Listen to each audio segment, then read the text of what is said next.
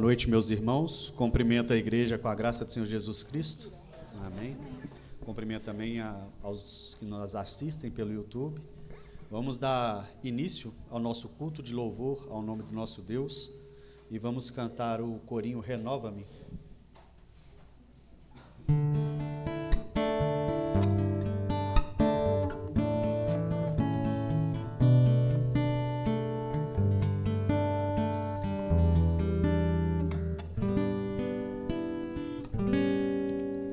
Renova-me, Senhor Jesus, já não quero ser igual. Renova-me, Senhor Jesus, põe em mim teu coração, porque tudo que há dentro de mim necessita ser mudado, Senhor, porque tudo que há dentro do meu coração necessita mais de ti.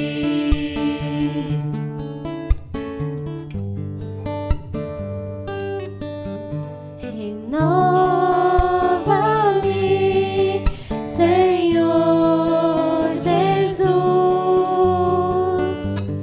já não quero ser igual.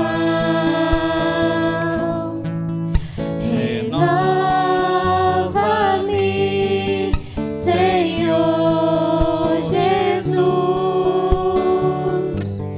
põe em mim teu coração, porque tudo que há dentro de mim necessita ser mudado, Senhor, porque tudo que há dentro do meu coração necessita mais de ti. Necessita mais de ti. Necessita mais de ti.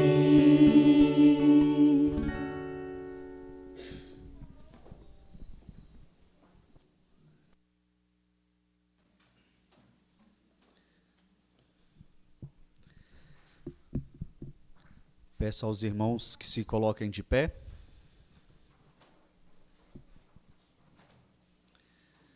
Vou estar fazendo uma oração. Senhor meu Deus, santo, santo é o teu nome, Senhor, único digno, Senhor, de honra, glória e louvor. Te agradecemos, Senhor, porque neste dia, dia do Senhor, o Senhor nos proporcionou, Senhor, estar aqui para cultuar o teu nome, honrar e glorificar o teu santo nome. E te pedimos, Senhor, que conduza cada parte deste culto de acordo com a sua santa vontade. Que façamos aqui, Senhor, tudo o que agrada a ti. Essa é a minha oração que eu faço, em nome de Jesus. Amém. Ainda de pé, eu vou pedir aos irmãos que abram as suas Bíblias no livro de João.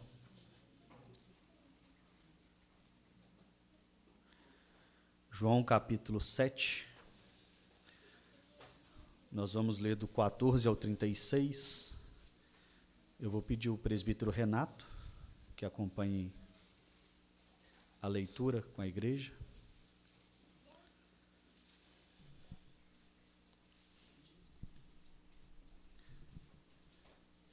João capítulo 7, do 14 ao 36.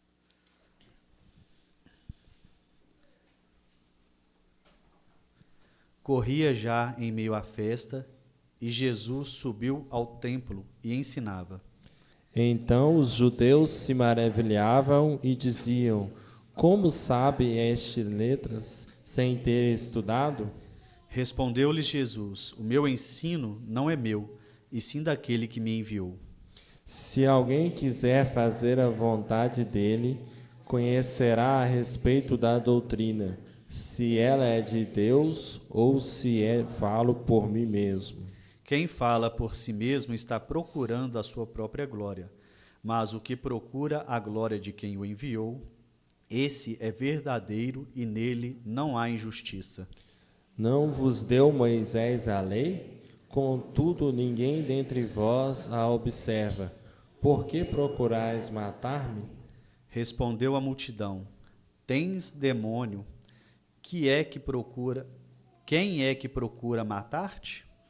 Replicou-lhes Jesus: Um só feito realizei, e todos vos admirais. Pelo motivo de que Moisés vos deu a circuncisão, se bem que ela não vem dele, mas dos patriarcas. No sábado circuncidais um homem. E se o homem pode ser circuncidado em dia de sábado, para que a lei de Moisés não seja violada, por que vos estimais contra mim, pelo fato de eu ter curado no sábado ao todo um homem? Não julgueis segundo a aparência, e sim pela reta justiça. Diziam alguns de Jerusalém: Não é este aquele a quem procuram matar-me? Eis que ele fala abertamente e nada lhe dizem. Porventura, reconhecem verdadeiramente as autoridades que este é de fato o Cristo? Nós, todavia, sabemos de onde este é. Quando, porém, vier o Cristo, ninguém saberá de onde ele é. Jesus, pois, enquanto ensinava no templo, clamou dizendo: Vós não somente me conheceis, mas também sabeis de onde eu sou. E não vim porque eu de mim mesmo o quisesse, mas aquele que me enviou é verdadeiro, aquele a quem vós não conheceis. Eu o conheço, porque venho de parte dele e fui por ele enviado. Então procurava prendê-lo, mas ninguém lhe pôs a mão, porque ainda não era chegada a sua hora. E contudo, muitos de entre a multidão creram nele e diziam: Quando vier o Cristo, fará porventura maiores sinais do que este homem tem feito? Os fariseus, ouvindo a multidão murmurar estas coisas a respeito dele, juntamente com os principais sacerdotes, enviaram guardas para o prenderem. Disse-lhe Jesus: Ainda por um pouco de tempo estou convosco, e depois irei para junto daquele que me enviou. Haveis de procurar-me e não me achareis. Também aonde eu estou, vós não podereis ir. Disseram, pois, os judeus uns aos outros: Para onde irá este que não o possamos achar? Irá, porventura, para a dispersão entre os gregos, com o fim de os ensinar? Que significa de fato o que ele diz? Haveis de procurar-me e não me achareis. Também aonde eu estou, vós não podereis ir? Amém. Os irmãos podem se assentar. Vamos agora abrir, está entoando o hino de número 178.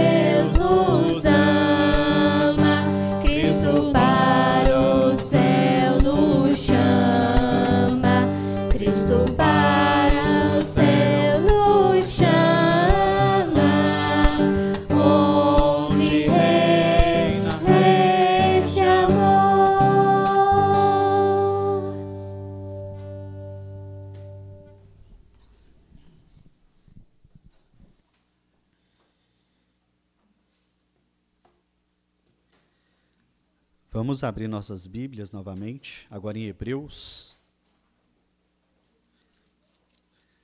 Hebreus capítulo 4. Vamos ler em uma só voz o versículo 12 e 13.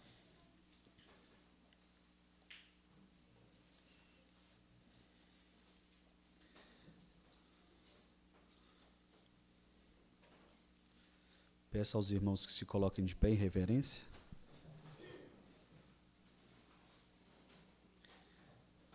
Hebreus 4, versículo 12 e 13, em uma só voz.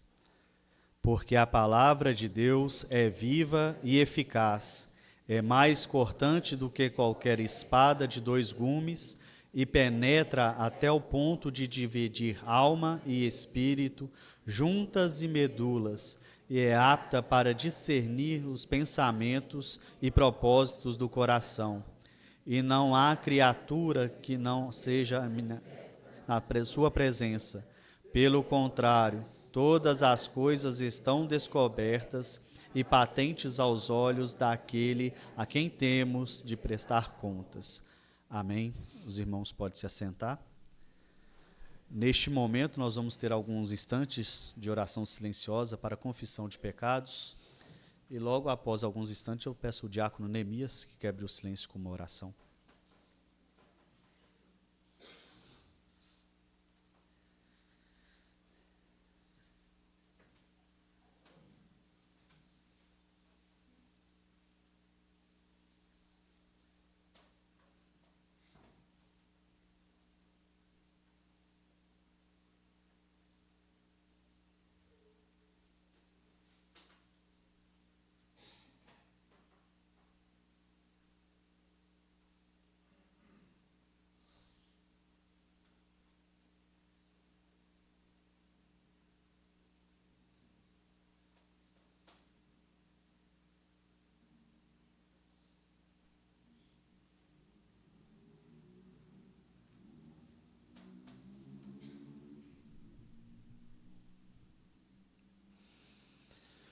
Senhor Deus, eterno Pai, nós te damos graças, ó Deus, porque o Senhor nos deu a possibilidade de estarmos na tua casa, reunidos como igreja, te louvando, ó Deus, te agradecendo, mas também nos colocando diante do Senhor para pedir perdão pelos nossos pecados, ó Pai. Ó Deus, o teu amor encontra o coração quebrantado, a tua graça encontra o coração pecador, e a tua misericórdia encontra, ó Deus, um coração contrito diante de ti. Nós nos colocamos diante de ti, Pai, pedindo perdão, porque num caminhar ou outro nós nos desviamos da tua vontade, ó Pai, e decidimos que as nossas próprias opiniões, as nossas próprias decisões, as nossas vontades estariam, ó Deus, supostamente acima das do Senhor. Mas, Pai, a tua palavra mesmo diz que o coração do homem faz planos, mas é o Senhor quem conduz todas as coisas, é o Senhor quem diz sim ou não. E, Pai, cabe a nós, alegremente, nos curvar diante do Senhor e obedecer o que o Senhor tem para nós, porque sabemos que são planos, ó Deus, acima daquilo que podemos pensar, ó Pai. E todas as coisas também cooperam para o bem daqueles que amam a Ti, ó Pai. Tem misericórdia de nós. Repreende o nosso coração pecador, mas misericordiosamente, graciosamente, Pai, cura esse coração quebrado. Porque sabemos, ó Deus, que como o oleiro, não é possível, ó Deus, reconstruir o vaso sem que antes ele seja quebrado, ó Pai. Tem misericórdia de nós, nós nos prostramos diante de Ti, ó Pai, em sincera humildade e arrependimento. E pedimos que o Senhor, ó Deus, atue com amor, com graça e com misericórdia sobre as nossas vidas e sobre os nossos corações. Em nome de Jesus, amém.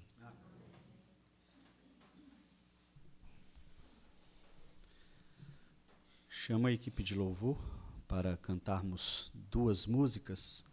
E na segunda música, os irmãos que trouxeram seus dízimos e ofertas estarão com a oportunidade de fazer.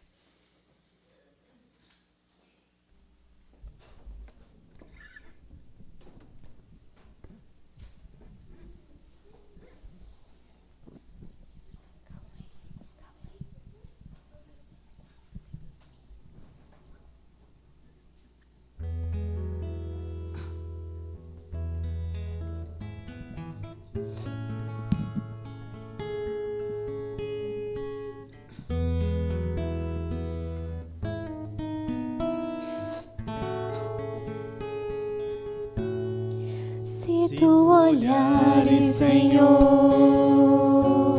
pra dentro de mim,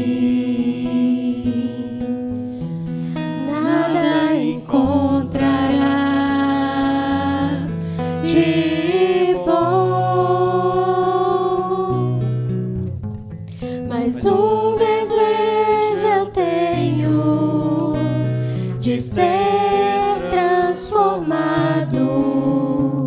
Preciso tanto do teu perdão. Dá-me um novo coração.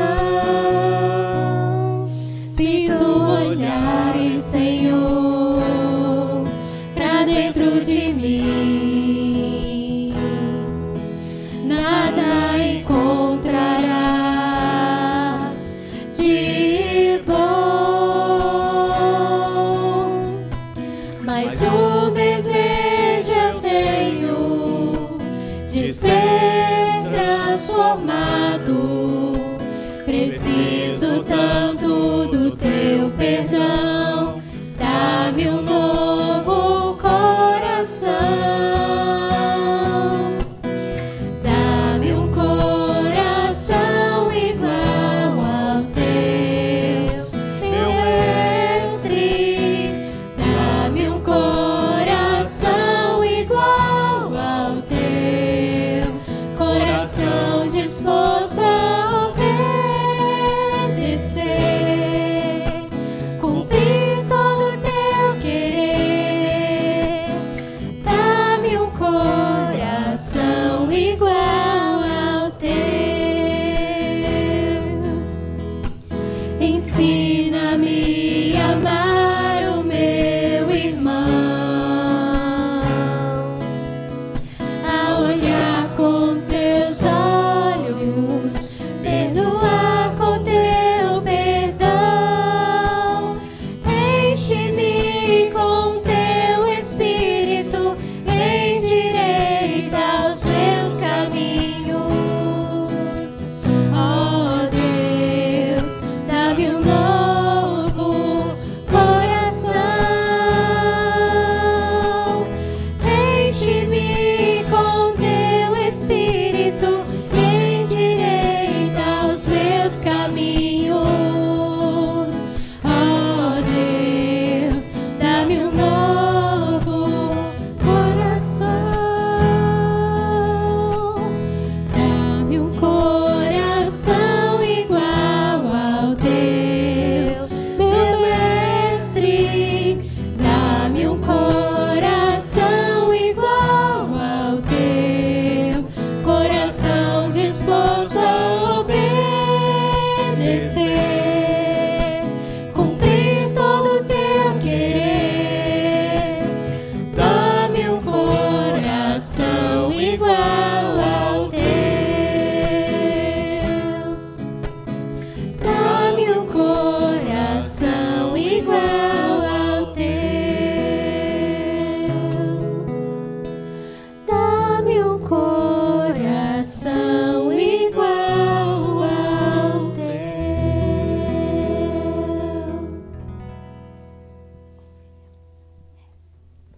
Vamos nos colocar de pé, irmãos?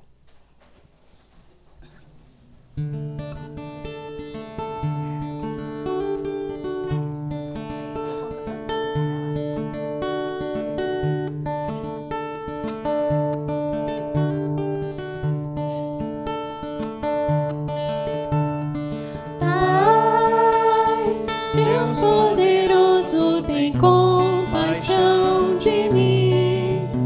Preciso da tua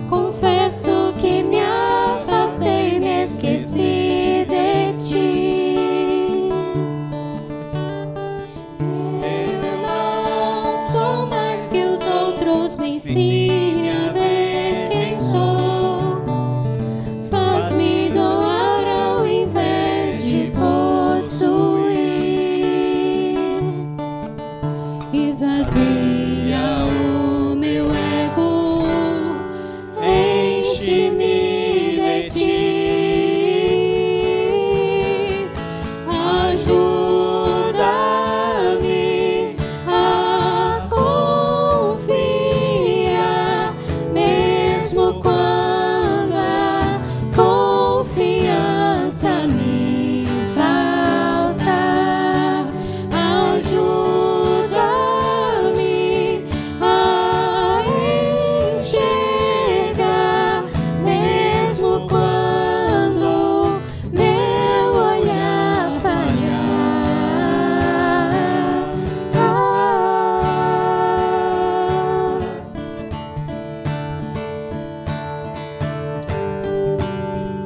Ai, Deus poderoso, tem compaixão de mim. Preciso da tua graça abundante aqui. Quebra o meu coração e salva-me de mim. Faz-me bem-aventurado em ti. Ai, Deus de justiça, misericórdia, amor.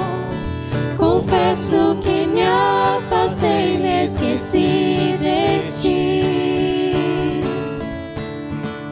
Eu não sou mais que os outros, me ensine a ver quem sou. Faz-me doar ao invés de possuir. Esvazia o meu ego, enche-me de ti. Ajuda-me a confiar, mesmo quando a confiança me falta. Ajuda-me a enxergar, mesmo quando meu olhar falhar. Ajuda-me a confiar, mesmo quando a confiança me falta.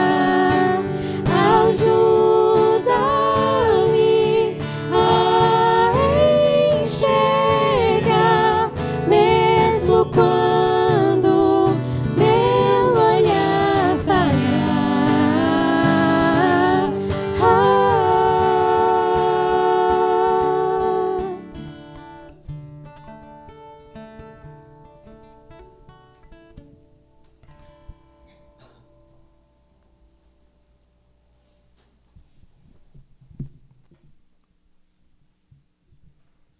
Vamos orar.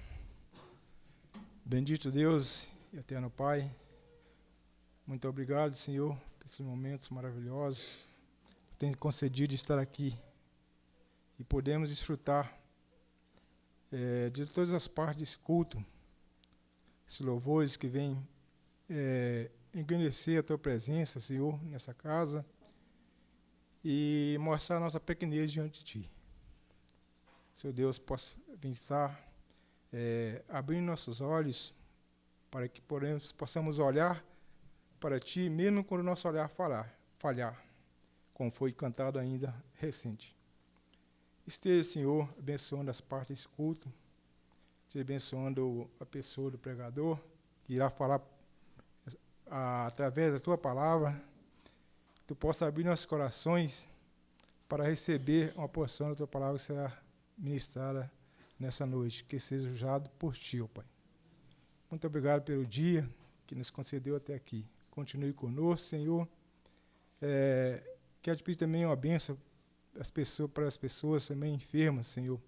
Nossa igreja, os anciões, visita cada um em seus lares, aqueles que não puderam estar aqui por motivo de debilidade, Senhor, locomoção.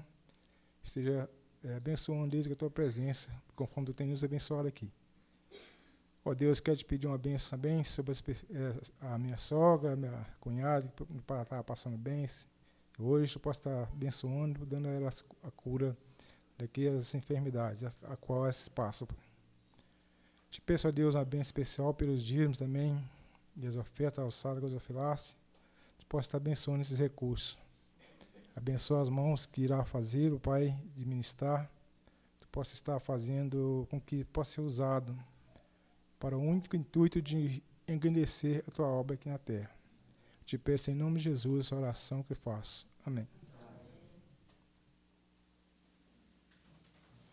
Os irmãos podem se assentar.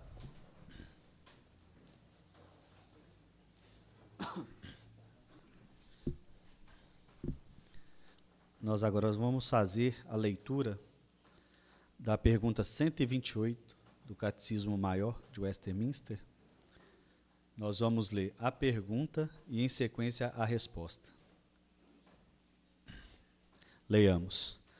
Quais são os pecados inferiores contra os seus superiores? Os pecados dos inferiores contra os seus superiores são toda a negligência dos deveres exigidos para com eles, a inveja, o desprezo e a rebelião contra suas pessoas e posições, em seus conselhos, mandamentos e correções legítimos, a maldição, a zombaria e todo comportamento rebelde e escandaloso que venha a ser uma vergonha e desonra para ele e para o seu governo. Que o Senhor nos ajude, né, a meditar e a não cair nesse pecado, né, de transgressão. E aí tem os versículos também que os irmãos podem acompanhar em casa para averiguar a veracidade. Neste momento, então, com mais reverência ainda, nós vamos passar a palavra para o presbítero e seminarista André, que estará trazendo a palavra de Deus aos nossos corações nessa noite.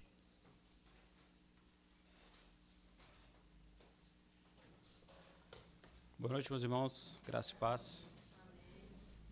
Vou convidar os irmãos para abrirem suas Bíblias, o texto de João, capítulo 8. Nós leremos do versículo 1 ao versículo 11. O texto muito conhecido, o texto da mulher adúltera. Irmãos, apesar de algumas objeções, nós cremos que toda a Bíblia, de Gênesis a Apocalipse, ela é a palavra de Deus escrita e conservada para a nossa salvação e para a nossa edificação. É por meio dela, da palavra de Deus, que nós conhecemos ao próprio Deus. E com essa fé que nós vamos ler e meditar nas Escrituras nessa noite. João, capítulo 8, versículo 1 ao versículo 11. Eu farei essa leitura, vou pedir aos irmãos que estejam bem atentos ao texto.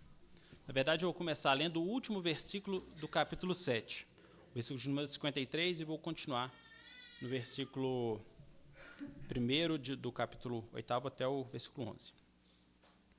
E cada um foi para sua casa. Jesus, entretanto, foi para o Monte das Oliveiras. De madrugada, voltou novamente para o templo, e todo o povo ia ter com ele, e assentado os ensinava. Os escribas e fariseus trouxeram à sua presença uma mulher surpreendida em adultério, e fazendo-a ficar de pé no meio de todos, disseram a Jesus: Mestre, esta mulher foi apanhada em flagrante adultério, e na lei nos mandou Moisés que tais mulheres sejam apedrejadas. Tu, pois, que dizes? Isto diziam eles, tentando, para terem de que o acusar. Mas Jesus, inclinando-se, escrevia na terra com o dedo. Como insistissem na pergunta, Jesus se levantou e lhes disse: Aquele que dentre vós estiver sem pecado, seja o primeiro que lhe atire a pedra. E, tornando a inclinar-se, continuou a escrever no chão. Mas, ouvindo eles esta resposta, e acusados pela própria consciência, foram se retirando um por um, a começar pelos mais velhos até os últimos, ficando só Jesus e a mulher no meio onde estava. Erguendo-se Jesus, e não vendo a ninguém mais além da mulher, perguntou-lhe: Mulher, onde estão aqueles teus acusadores? Ninguém te condenou? Respondeu ela: Ninguém, Senhor. Então lhe disse Jesus: Nem eu tampouco te condeno. Vai e não peques mais. Os irmãos, vamos orar ao Senhor mais uma vez? Pai eterno, nós te louvamos porque o Senhor já tem falado conosco e nos concedeu a graça de adorar e bendizer ao Senhor por meio de cânticos, por meio da leitura da Tua Palavra. Nós pedimos a Ti neste momento que ilumine os nossos corações por Teu Santo Espírito e mostre-nos, meu Deus, que apesar de às vezes acharmos os fariseus, os escribas, grandes pecadores, pessoas terríveis, muitas vezes nós pecamos e erramos em coisas semelhantes, Pai. Mostre-nos, fala aos nossos corações, exorta-nos, ensina-nos, fortifica-nos, em nome de Cristo Jesus. É que nós oramos, o Teu Filho amado. Amém. Irmãos, no século passado, os nazistas, sob o governo de Hitler, em certo sentido, estabeleceram um grande tribunal na Europa, no continente europeu. Eles submeteram várias pessoas a seus julgamentos. E naquela época, eles condenavam as pessoas por sua etnia, se fossem judeus ou pertencentes a alguns outros grupos étnicos, eles eram sumariamente condenados. E grande parte, muitas dessas pessoas eram torturadas antes da morte. Contudo, em 1945, aproximando-se da derrota dos nazistas na Segunda Guerra Mundial, a queda de Berlim, alguns dos líderes da Alemanha, inclusive o próprio Hitler, cientes de que eles mesmos agora que seriam julgados pelas outras nações e seriam condenados certamente por outros povos, eles se mataram. Ou seja, aqueles que sentenciaram milhões de pessoas por toda a Europa não suportaram a realidade de um tribunal e fugiram dele pela via da morte. A vergonha e o orgulho tomaram o coração daqueles homens e os levaram a mais um e último erro. Na Bíblia vemos algumas histórias semelhantes, alguns líderes, diante da expectativa da derrota ou por condenação por parte dos seus inimigos, por prisão ou condenação por parte dos inimigos, eles se mataram também. Talvez o caso mais emblemático, apesar de não o envolver em suicídio ou guerra, é a história de Adão, que peca e é acusado por sua consciência, julgado pela sua consciência, ele se envergonha do seu erro e o que ele faz? Ele foge do julgamento, ele se esconde do próprio Deus.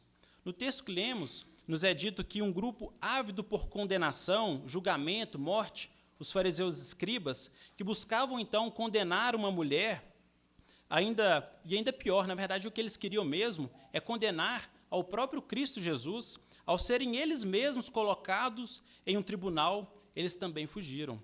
E se vemos os homens tão tendenciosos ao julgamento hipócrita, com padrões errados, bem como também tão tendenciosos à fuga do julgamento, isso desde Adão, passando pelo Velho Testamento, pelo Novo Testamento, até a contemporaneidade, será que nós também não estamos sujeitos a errar nessas coisas? Nesses tempos de redes sociais, com frequência vemos pessoas sendo expostas, julgadas e rapidamente canceladas. Mas onde fica a misericórdia de Cristo nesses julgamentos, nessas situações? Talvez nós mesmos já tenhamos passado por isso. Em algumas situações, vários dedos foram apontados para nós por causa de algum erro que cometemos e ficamos constrangidos, entristecidos. Ainda assim, em um outro momento, nós é que estávamos apontando o dedo para as pessoas sem considerarmos a nossa própria condição diante de Deus. Na verdade, isso acontece conosco, infelizmente. Mas e se nossos pecados, irmãos, aqueles mais secretos, fossem expostos? O que nós faríamos? Assim, meus irmãos, com a graça do nosso Deus, pregaremos nessa noite sobre o tema, o chamado de Deus à misericórdia e ao arrependimento. Com relação à misericórdia, aprenderemos que ela, além de um julgamento, de não julgarmos com padrões errados, nós devemos exercer a misericórdia nos julgamentos também, como o próprio Senhor Cristo, Jesus Cristo, agiu para conosco.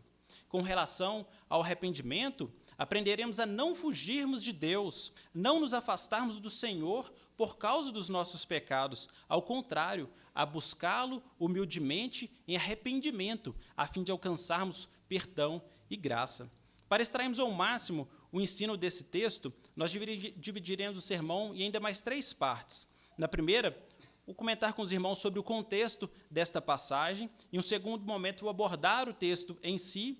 E a terceira e última parte será uma conclusão, um fechamento de toda dessa palavra aqui nesta noite. O contexto, então, meus irmãos, com relação a esse texto, o Evangelho de João nos informa que o ministério de Jesus ele trouxe grande divisão entre os judeus. Muitos creram, enquanto outros não creram, e até mesmo o rejeitaram e o abandonaram. Com alguma frequência, havia embate entre esses 2 grupos, aqueles que criam e os que não criam. Haviam conversas e murmurações. E diante de toda essa divisão do povo, os líderes religiosos, os fariseus, escribas, as autoridades, que de modo geral rejeitaram a Cristo, buscavam silenciá-lo, buscavam calá-lo. A liderança dos judeus não suportava 2 coisas em Cristo: que ele se colocava como Deus e que, no entendimento deles, Jesus também quebrava a lei de Moisés, como nós lemos nessa noite em João 7.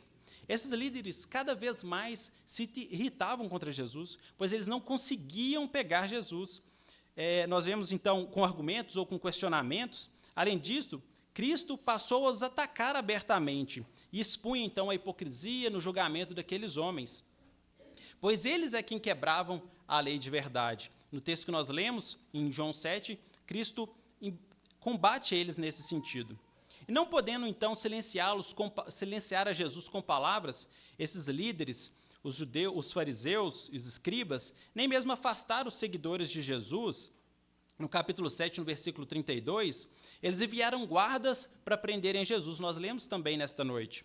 Contudo, no versículo 46, um pouco adiante, nós vimos que nem mesmo os guardas puderam prender Jesus. E eles disseram o seguinte: é porque ninguém fala como ele, com autoridade. Então, para a loucura dos fariseus e dos escribas, os guardas voltaram de mãos vazias. Percebam que no versículo 47 e 48 do capítulo 7, implicitamente os líderes religiosos dos judeus já haviam julgado e condenado a Cristo como um falso mestre. Inclusive, Nicodemos, aquele que fora ter com Jesus no capítulo 3, ele foi o único a falar com sensatez no finalzinho do capítulo 7.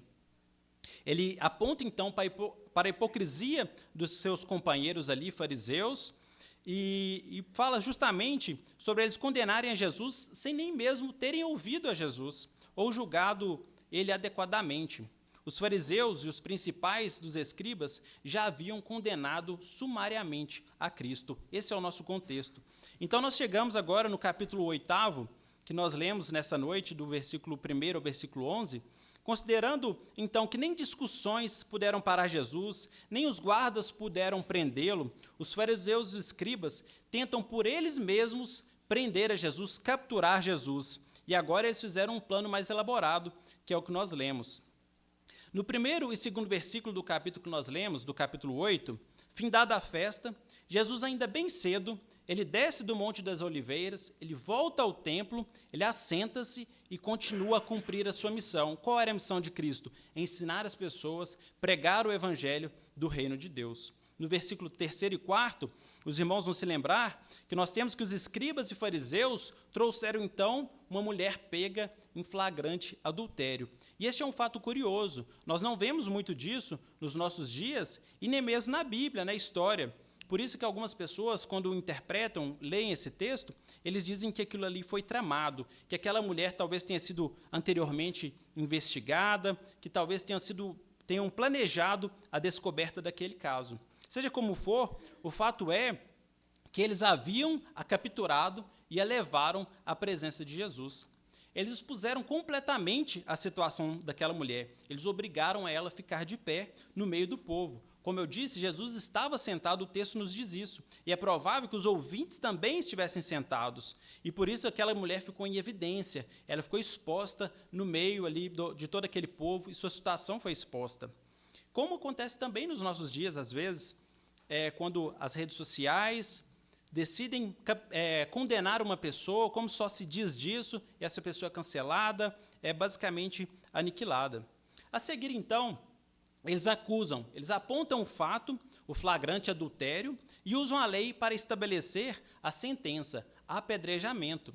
Percebam que eles já haviam condenado aquela mulher. Eles tinham um fato, que era o flagrante adultério, e a prescrição da lei. Apesar que, na verdade, eles estavam descumprindo a lei também, porque em Levítico capítulo 20, no versículo 10, a lei ordena que tanto o adúltero quanto a adúltera fossem condenados, apedrejados, e eles só levaram a mulher. Então, de certa forma, eles já estavam descumprindo a lei. Mas, ainda assim, eles vão a Jesus e lhe fazem a pergunta. Eles questionam se Jesus teria um posicionamento distinto da lei, distinto do que a lei falava. No versículo 6, uma informação muito importante, ela nos é passada, que eles não estavam com dúvida sobre o que fazer. Como eu já disse, eles haviam condenado aquela mulher. O que eles queriam, na verdade, era um motivo para acusarem Jesus. O que eles queriam, então, era condenar Jesus, capturar Jesus. E essa informação faz muita diferença para nós, porque nos revela que o centro de toda essa passagem, de toda essa história, desse relato que nós lemos, não eram, mesmo que os fariseus tivessem levado aquela mulher adúltera ali, o centro era o Senhor Jesus Cristo. O objetivo deles naquele dia era capturar a Cristo. A mulher, ela seria apenas um pretexto para eles conseguirem acusar e condenar a Jesus. Vejam a hipocrisia desses homens. No anseio de pegar a Jesus, eles fizeram um plano que consistia em acusar e apedrejar uma pessoa. Eles trataram essa mulher como ela nem sequer fosse um ser humano. Os fariseus e escribas, envolvidos nessa situação, queriam pegar aquela mulher. Ela seria apenas um meio, um objeto para que eles utilizariam para colocar as mãos em Jesus. A adúltera, ela era apenas uma parte da armadilha, eles usaram ela como apenas como uma parte da armadilha para pegar Jesus. Os fariseus, os escribas, eles não estavam preocupados com o cumprimento da lei, com a justiça, com a verdade, e muito menos com as consequências do que eles estavam fazendo na vida daquela mulher. Muito pelo contrário, eles estavam dispostos a matar ela, importando que pegassem a Jesus. Mas o que consistia, então, essa armadilha que eles montaram para Jesus? Como eles poderiam, com essa pergunta, pegar Jesus? Existem algumas ideias a esse respeito.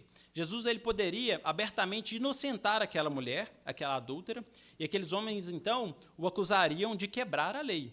Jesus, ele também poderia concordar com a condenação, talvez mediante o apedrejamento do homem. Ele dissesse, tragam um homem e apedrejam os dois. Mas, nesse caso, ele também seria acusado de um duplo padrão de ensino e vida, já que, como nós lemos no capítulo 7 e também no capítulo 5 a esse relato, os judeus acusavam Jesus de não seguir o sábado, pelo menos não da forma como eles acreditavam que deveria ser seguido. E Jesus havia realizado, então, uma cura no sábado. Essa era a grande acusação deles. Nós precisamos destacar mais um detalhe, que é o grande problema desse texto. Se Cristo entrasse naquele assunto, naquele joguinho com os fariseus e com os escribas, como nós vemos também muitos debates hoje, que não levam a nada, se Jesus entrasse naquele debate, naquele jogo, ele estaria se distraindo, se distanciando da sua missão, que era a salvação de pessoas, o ensino e a pregação do Evangelho, como descrito no capítulo 3 deste mesmo Evangelho, que essa era a missão de Cristo.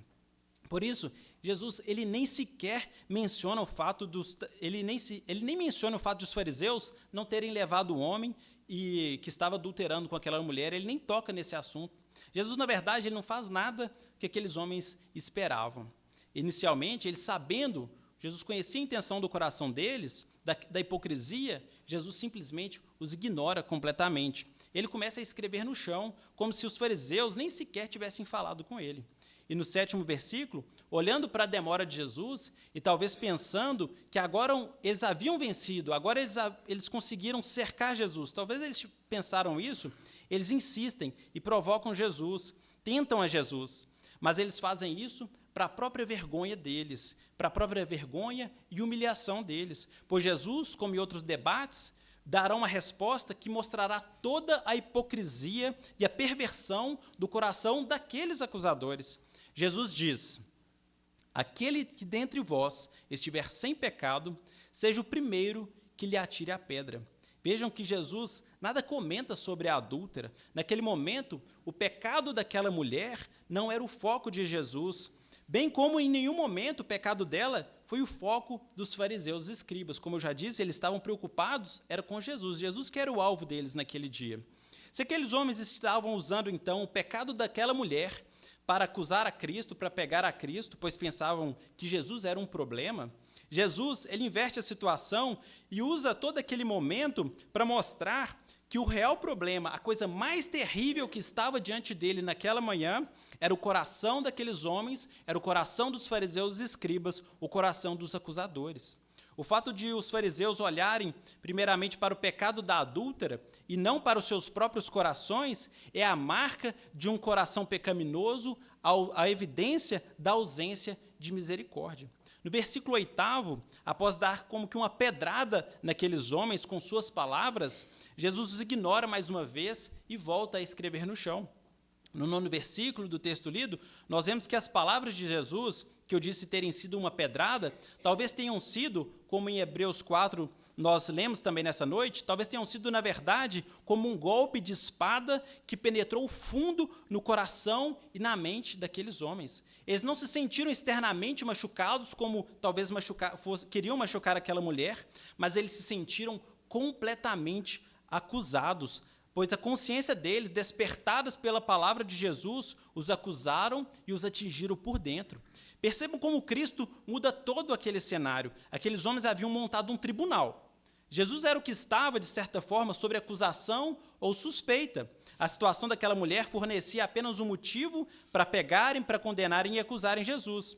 Os fariseus e os escribas, naquele primeiro momento, eram então os acusadores. Este é o primeiro tribunal que foi montado ali diante de Jesus. Mas agora, com as falas de Cristo, tudo está diferente. Os acusadores se tornam os réus. Agora os réus são os fariseus e os escribas. E a acusação, quem faz, é a própria consciência deles. Jesus os leva ao autoexame. Aqueles que estavam no papel de acusadores de Cristo, agora estão contra a parede, acusados por sua própria consciência. São chamados a lembrarem do seu dia, da sua semana, do seu ano, de suas vidas, de suas ações, de suas motivações e dos seus pensamentos. Jesus, então, deixa aqueles homens no banco dos réus e os ignora mais uma vez e volta a escrever no chão. Não demorou muito para que aqueles homens se lembrassem dos seus pecados, das suas iniquidades. Quem sabe viram o pecado que estavam cometendo naquele exato momento, a sua hipocrisia, buscando ocasião para condenar Jesus, usando a situação daquela mulher apenas para acusar ao nosso Senhor. Não sabemos de quais pecados eles se lembraram exatamente, mas nós sabemos que eles reconheceram a sua culpa. E diante dessa sua culpa, o texto nos diz que todos fugiram. Diante daquele novo tribunal, em que agora os que estavam acusando, os acusadores então se tornaram os réus, aqueles homens fugiram. O texto destaca que os mais velhos, eles reconheceram o seu pecado primeiro e saíram primeiro. Não porque tinham mais pecados necessariamente, mas porque nos mais jovens é característico o orgulho, a arrogância, a pouca experiência mais facilmente leva os jovens a pensarem que são melhores e que são superiores. Por isso os mais velhos saem primeiro. Aqueles homens, então, envergonhados por suas falhas, pecados, eles abandonaram aquela empreitada contra Cristo e deixaram de lado toda aquela história e se foram. O mais provável, porém, é que eles não tenham sentido um real arrependimento, eles não se arrependeram de verdade, como aqueles nazistas que suicidaram também não se arrependeram dos seus crimes cometidos contra a humanidade, mas o que eles sentiram, na verdade, está muito mais próximo de um remorso, um ressentimento, porque eles viram que Jesus era melhor do que eles. O que esse texto nos diz, senão que cada homem sabe no fundo que é um pecador, que é mau e que é imperfeito. Não é preciso nenhum tipo de estudo ou formação para saber que nós somos cheios de pecados. Não é preciso nem mesmo que as pessoas nos digam. Nós sabemos exatamente quais são os nossos pecados. Nós conhecemos eles. Infelizmente, muitas vezes, como os fariseus, nós nos esquecemos dessas nossas falhas, supostamente esquecemos dela, ou disfarçamos para hipocritamente ou usando critérios errados, julgarmos outras pessoas. De igual modo, em outras situações, nós somos tentados a usar os erros das pessoas para conseguir algo que nós queríamos, para provar o nosso ponto, usando as pessoas e os seus pecados apenas como uma arma, como um meio, como se elas nem gente fossem. Nós temos essas inclinações, e é por isso que nós dizemos que o homem é completamente depravado. Desde o seu nascimento, o homem ele é inclinado ao mal, nós somos inclinados ao mal. Esse é o real problema do homem, o fundamento de todos os outros males da sociedade e do mundo, o meu e o seu coração inclinado ao pecado. Se pensarmos bem, os fariseus e escribas, eles deveriam ir ao centro, se colocarem de pé ao lado daquela adúltera, pois as suas próprias consciências lhe comunicavam os seus pecados, e o lugar dos réus, dos pecadores, era no centro. Eles mesmos haviam estabelecido isso. Dessa forma, se nós estivéssemos ali, nós também deveríamos nos colocar ao lado daquela adúltera. Seria o nosso lugar, mas não foi o que os fariseus fizeram. Todos eles fugiram. A fuga de Deus é a marca de um coração pecaminoso e a evidência de uma vida distanciada dos padrões de Cristo, uma vida sem arrependimento. Todos se retiraram, então, naquele dia e deixaram aquela mulher só, que fica ali, à espera de uma palavra de Cristo.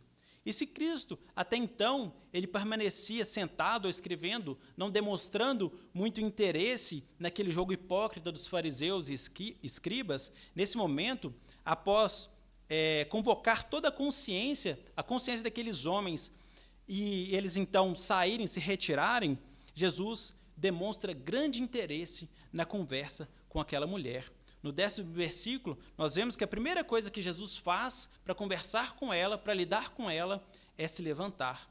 A única que ficou para ouvir a palavra de Jesus. Após isso, então, ele se levanta e inicia um breve diálogo com ela, com aquela mulher flagrada em adultério. E, resumidamente, há uma constatação mútua. Tanto Jesus quanto ela percebem que todos foram embora, nenhum dos acusadores estavam ali mais. Todos haviam ido, todos haviam fugido. A parte mais importante deste diálogo é certamente a sentença de Jesus, que inicialmente afirma não condenar aquela mulher ao apedrejamento. Jesus diz o seguinte: nem eu tampouco te condeno. Contudo, para deixar claro que aquela mulher de fato não era inocente, assim como ela mesma sabia que ela não era inocente, Jesus afirma ainda: vá e não peques mais. Essa conversa final de Jesus só nos faz pensar que o maior erro daqueles fariseus e dos escribas naquela manhã, o erro que realmente definiu as suas histórias e ainda hoje pode definir as nossas histórias, não foi o erro de usar aquela mulher para atentar a Cristo, não foi o erro de se opor a Cristo, nem mesmo a hipocrisia. O maior erro daqueles homens naquele dia foi a fuga, foi o orgulho e a arrogância deles em não se colocarem humildemente ao lado daquela mulher, da mulher adúltera, e confessarem também os seus pecados diante de Cristo e se arrependerem pelos seus pecados. O pecado e a acusação deles despertaram neles, o pecado e a acusação que eles receberam despertaram neles não um arrependimento sincero, mas, como já disse, um orgulho despertou neles um remorso e eles fugiram. Eles fugiram da presença de Jesus, o único que poderia resolver, de fato, o pecado de cada um deles. Quando eles fogem, eles levam consigo toda uma longa lista de erros e pecados que acumularam ao longo de suas vidas. Eles fogem levando todo o peso de suas consciências, todo o fardo de seus pecados, eles levam consigo para longe de Jesus. A adúltera não, ela permanece ali, no meio, talvez com medo, talvez apreensiva, receosa, mas ela fica ali, humildemente, quieta, calada, consciente dos seus pecados. Ela espera a resposta final de Cristo. Ironicamente, meus irmãos, naquele dia, aquela que foi levada diante de Cristo com a sua sentença pronunciada, apedrejamento, ironicamente, foi a única que aparentemente que saiu dali, de fato, justificada. Enquanto aqueles que eram os acusadores saíram dali com seus pecados, como réus e sujeitos à condenação. Já concluindo, meus irmãos, que diante do pecado do nosso próximo, como nós aprendemos nesse texto, seja um pecado, então, nas redes sociais, sejam pessoas famosas, pastores ou políticos, lembremos-nos primeiro dos nossos próprios pecados e que nós sejamos cuidadosos no nosso julgar. O texto ele não nos proíbe necessariamente o julgamento. Se assim fosse, o que seria então dos tribunais seculares ou mesmo do conselho da nossa igreja? Pelo contrário, o texto nos diz para lembrarmos primeiramente dos nossos pecados, julgarmos primeiramente a nós e então, posteriormente, julgarmos o nosso próximo. E quando formos julgarmos o nosso próximo, lembrarmos também da misericórdia que nós recebemos de nosso Senhor Jesus Cristo e de exercermos misericórdia para com o nosso próximo. Seja misericordioso, então, no seu trabalho, na igreja, com os colegas da escola, com a vizinhança, com seus vizinhos. Além disso, meus irmãos, como comentei, a semelhança dos nazistas que preferiram se matar a se colocarem humildemente diante de um tribunal e confessarem seus crimes, os fariseus também preferiram não confessar os seus pecados, mas fugiram e continuaram com eles, condenados por suas consciências, condenados por Deus. De fato, não reconhecer a condenação que nós merecemos, não nos apresentarmos a Cristo humildemente com os nossos pecados, não confessarmos crendo que Ele é misericordioso para nos salvar, não confiarmos em Cristo é um suicídio espiritual. Em João 3, 16 e 17, Jesus diz, o texto nos diz assim: Cristo veio ao mundo não para condenar o mundo, mas para que o mundo fosse salvo por ele. Essa é a missão de Cristo hoje, em sua primeira vinda, salvar pecadores. Cristo veio para que as pessoas não perecessem, ainda antes tivessem a vida eterna. Em João 1,29, temos que Jesus é aquele que tira o pecado do mundo. E Cristo faz isso por mim e por você hoje, justamente quando nós nos colocamos humildemente diante dele e confessamos esses nossos pecados. Quando nós, como aquela mulher adúltera naquele dia, permanecemos diante de Cristo e aguardamos a resposta de nosso Senhor, Ele nos concede perdão, vida e Ele nos despede em paz. Quando nós confessamos os nossos pecados, inclusive a nossa falta de misericórdia, Cristo se mostra o misericordioso e nos despede em paz. Mas não se deixe enganar, meus irmãos. Se o Evangelho de João nos diz que Cristo veio à terra a primeira vez para salvar pecadores, não para julgar, nesse mesmo Evangelho, no capítulo 5, versículo 27 e 30, nós temos que Deus deu autoridade a Cristo para que em seu retorno, em sua segunda vinda, ele julgue a todos os homens. Está escrito, o texto diz o seguinte: porque vem a hora em que todos os que se acham nos túmulos ouvirão a sua voz e sairão. Os que tiveram feito bem para a ressurreição da vida, e os que tiverem praticado mal para a ressurreição do juízo. Nem mesmo os mortos escaparão do tribunal de Cristo em sua segunda vinda. Hoje, se você, consciente do seu pecado, se colocar diante de Cristo humildemente, confessar os seus pecados, crer nele, ele é misericordioso para te salvar. Você ouvirá as suas palavras de misericórdia e aceitação. Vá e não peques mais. Contudo, se você não ficar diante de Cristo hoje, se não confessar seus pecados hoje, se não crer hoje, naquele dia, você será levado, arrastado à presença dele, e ele estará como juiz. Então você ouvirá a sentença de condenação eterna, pois aquele que não crê já está condenado. Amém, meus irmãos. Essa é a palavra que gostaria de trazer aos irmãos nesta noite.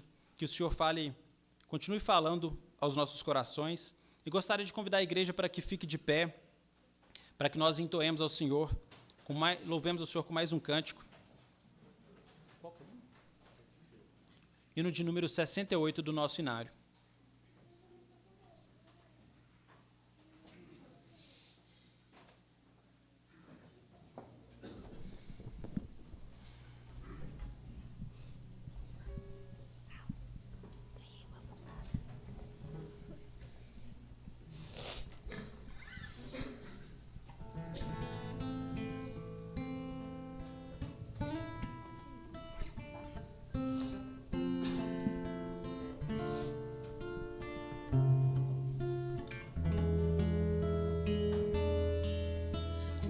Creio, Senhor, na divina promessa, vitória já tive nas lutas aqui. Contudo, é muito certo que a gente tropeça. Por isso, Senhor, eu preciso de ti. A luz que me guia no escuro caminho, fulgura de cima do sol criador.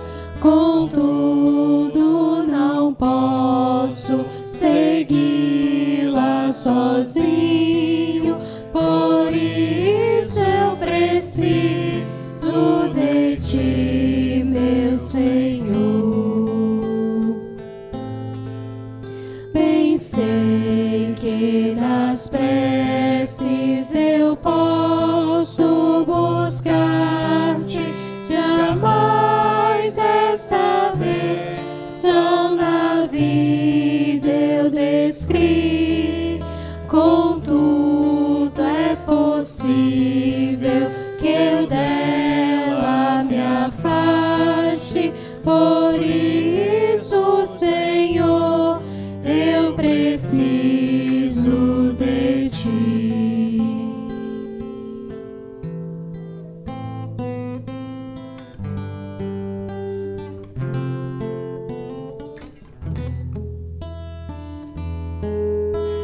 Esforços na terra, precário destino, empenho dos homens, riqueza, o que for, não valem a bênção do reino divino. Por isso eu preciso de ti, meu Senhor.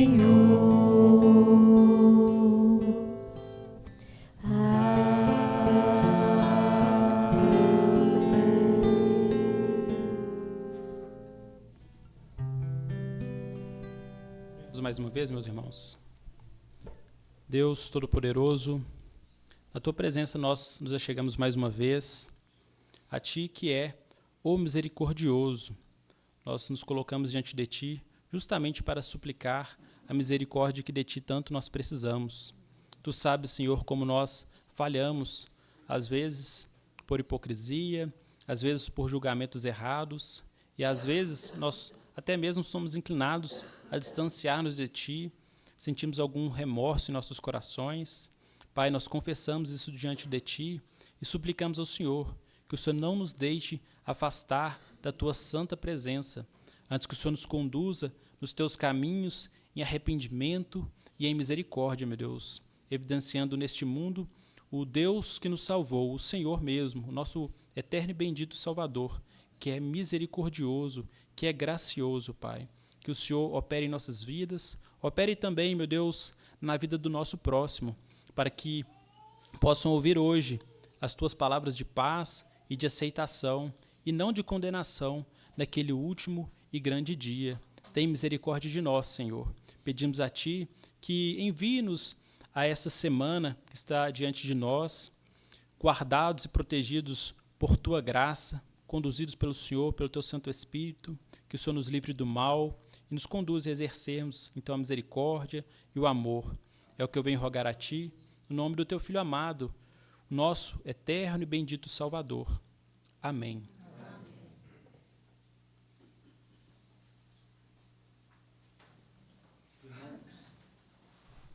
Os irmãos podem se assentar. Eu tenho alguns breves avisos para fazer.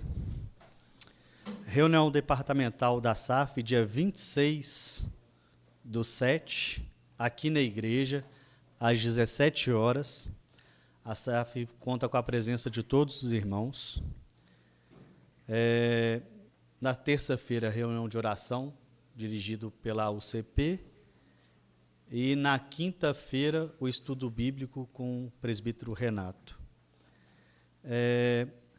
Eu peço aos adolescentes, o Kleber, o Caio, o João Pedro e o Rafael, que vem aqui à frente. Esses são os adolescentes que estarão indo agora à noite para Mutum, na Semana Missionária. Peço também o Henrique e a dona Beth, que vem aqui à frente, que eles também vão estar lá participando. Eles vão ficar lá essa semana, eles, com a graça de Deus, retornarão no próximo sábado à noite, e eles estarão indo lá para fazer uma semana de evangelização. Eu peço ao nosso irmão presbítero Renato, que vem aqui à frente, e faça uma oração em favor dos nossos adolescentes e de todos que estarão indo.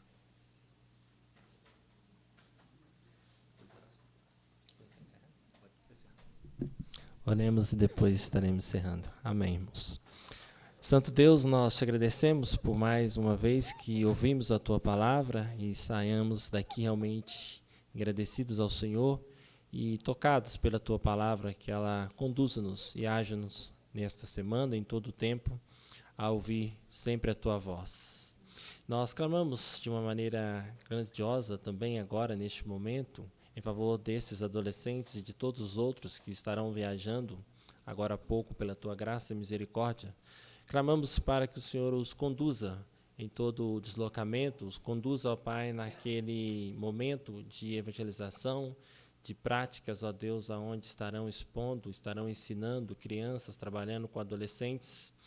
Pai, o evangelizar, o pregar a Tua palavra é sempre algo muito gratificante, mas ao mesmo tempo sempre, ó Deus, que o inimigo sempre coloca empecilhos, sempre tenta nos acusar, e o inimigo é esse que nos acusa, que nos aponta, que mostra, ó Deus, os nossos erros, as nossas falhas. E como vimos, o Senhor é esse grandioso, que nos restaura, que nos guia, que nos trata com graça e com misericórdia. Por isso que esses adolescentes e todos os adolescentes e aqueles que estarão acompanhando, que o Senhor os sustente com a Tua graça e com a Tua misericórdia.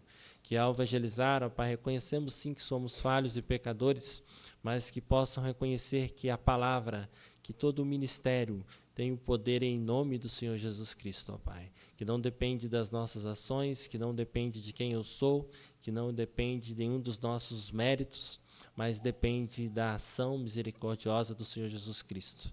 Por isso, ó Deus, abençoe esse trabalho, abençoe cada momento ali. Abençoe os nossos irmãos que estão contribuindo, ó Deus, ajudando, fortalecendo esses adolescentes, o nosso irmão Henrique, a dona Beth, todos os outros demais que estarão ali auxiliando e conduzindo esses adolescentes. Continue os fortalecendo, continue os guiando em todos esses passos. Nós, ó Deus, clamamos ao Senhor que o Senhor os leve, os traga, ó Pai, guardados pelo Senhor, segundo o Teu querer e a Tua vontade. Nós oramos agradecidos, em nome de Jesus que fazemos. Amém. Deus. Boa noite, irmãos.